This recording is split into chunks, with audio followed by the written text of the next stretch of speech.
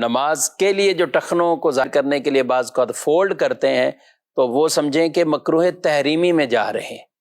ٹخنے ظاہر کرنا یعنی ٹخنوں سے اوپر شلوار تہمد وغیرہ رکھنا یہ سنت ہے۔ اگر کوئی نیچے رکھتا ہے اور تکبر وغیرہ کی نیت نہیں ہے تو یہ خلاف سنت مکروہ تنزیہی عمل ہوا، نماز ہو جائے گی۔ اس نماز کو لوٹانا یعنی دوبارہ پڑھنا یہ واجب نہیں۔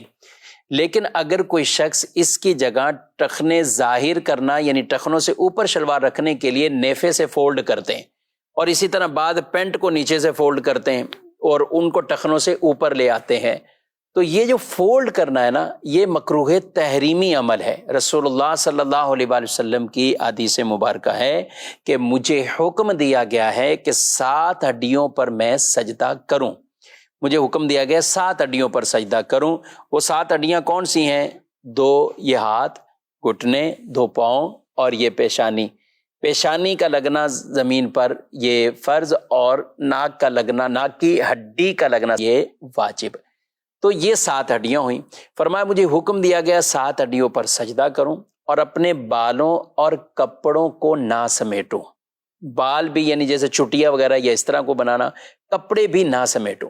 تو یہ کپڑے جو فولڈ ہوتے ہیں، جن کو شلواروں کو بطور خاص نیفے سے فولڈ کیا جاتا ہے، تو یہ ٹھیک عمل نہیں ہے، یہ مکروہ تحریمی ہے۔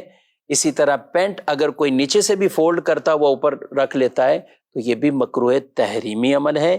وہ نماز کو واجب الاعادہ بنا دیں گے، یعنی وہ نمازیں واجب الاعادہ ہو جائیں گی، ان کو دوبارہ پڑھنا واجب ہو جائے گا۔ اگر کسی کی شلوار یا پینٹ بڑی ہے تو اسے چاہیے کہ پھر اولاً تو یہ چاہیے کہ ہونی اتنی چاہیے کہ ٹخنے ظاہر ہو جائیں، لیکن اگر ہے بڑی تو پھر وہ نارملی چھوڑ دے، یعنی ان کو فولڈ نہ کرے، نہ نیچے سے کرے نہ نیفے سے کرے، تاکہ ایسا نہ ہو کہ مکروہ تنزیہی سے تو بچ رہا ہے لیکن مکروہ تحریمی کے عمل میں پڑ رہا ہے۔ تو یوں اسے خیال اس چیز کا رکھنا ہوگا، اور کوشش یہی کریں ہمارا لباس ہی اتنا ہونا چاہیے کہ جو سنت کے مطابق ہو، اور ٹخنے بغیر فولڈ کے ہی ہماری شلواریں اتنی ہوں، پینٹ پہنے تو وہ اتنی ہو، یا تہمد ہے تو وہ اتنی ہو کہ وہ ٹخنے اس سے ظاہر ہوں، یعنی ٹخنوں سے وہ اوپر ہو۔ اس چیز کا خیال اگر نمازی حضرات رکھیں گے، ہم بکثرت شہروں کے اندر جو افراد رہتے ہیں تو وہ پینٹ کے ساتھ یہی معاملہ کرتے ہیں، عام حالت میں پینٹ نیچے ہوتی ہے اور نماز کے لیے اس کو فولڈ کر کے کوئی آدھی پنڈلی پہ کوئی پتہ نہیں کہاں لے کے جا رہا ہوتا ہے، تو ان کی نمازیں مکروہ تحریمی ہو رہی ہوتی ہیں۔ یہ خود بھی مسئلہ سمجھنا چاہیے اور اپنے دوسرے بھائیوں تک بھی اس مسئلے کو پہنچانا چاہیے۔ ہاتھ کے بعض اوقات یہ کلائیاں آدمی وضو کر کے آتا ہے، تو اب یہ وضو کیا اور اب یہ وضو کر کے آئے ہیں، اب اسی طرح ہی آپ نماز شروع کریں گے کہ تو یہ نماز بھی مکروہ تحریمی ہے، یہ نماز بھی آپ، جی ہاں، یہ نماز آپ کی مکروہ تحریمی، یعنی اس نماز کو بھی دوبارہ پڑھنا یہ واجب ہوگا۔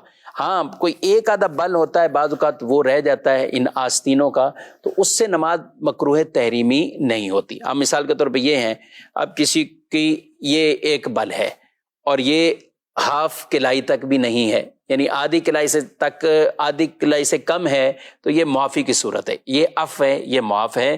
لیکن شلوار کے نیفوں کے حوالے سے یہ نہیں کہا جائے گا کہ وہاں ایک بل وہ چھوٹ ہے، پینٹ کے اندر نیچے سے ایک بل کو چھوٹ ہے، ایسا نہیں ہے۔ یہ صرف یہ جو حکم ہے یہ کلائیوں اور ان بازوں کے حوالے سے، کیونکہ عام طور پہ وضو کے بعد کچھ نہ کچھ یہ کپڑا ایسے فولڈ رہ جاتا ہے، لیکن جو نیچے ہی نہیں کرتے اور یہاں تک چڑھا ہوا ہے اور اسی طرح آگے نماز شروع کر دی، تو ان کی نماز بہرحال مکروہ تحریمی واجب الاحدہ ہو رہی ہوتی ہے۔